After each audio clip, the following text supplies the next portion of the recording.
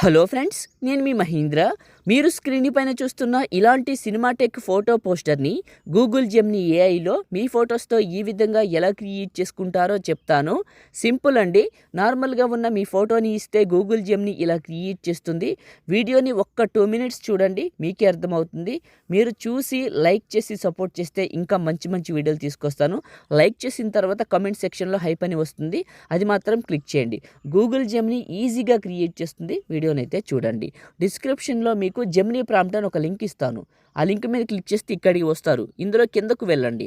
Blue కలర్లో ఒక text ఉంటుంది. టెక్స్ట్ పైన నొక్కి పట్టి ఈ బ్లూ కలర్ వరకు సెలెక్ట్ చేసుకొని కాపీ చేయండి. చిన్న కామెంట్ సూపర్ అని నైస్ అని పెట్టండి.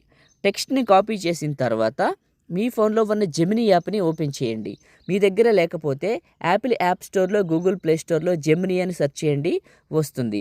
గూగుల్ జెమినీ యాప్ని ఓపెన్ చేసి కింద ఉన్న ప్లస్ పైన క్లిక్ చేసి ఫొటోస్ లేదా గ్యాలరీ పైన క్లిక్ చేసి మీది ఏదైనా ఒక ఫోటోని సెలెక్ట్ చేసుకోండి. సెలెక్ట్ చేసుకొని ఆస్క్ జెమినీ దగ్గర నొక్కి పట్టి అక్కడ కాపీ చేసిన టెక్స్ట్ని ఇక్కడ పేస్ట్ చేసి ఇలా పైకి వెళ్ళండి. ఇక్కడ రాధిక అనే నేమ్ ఉంటుంది.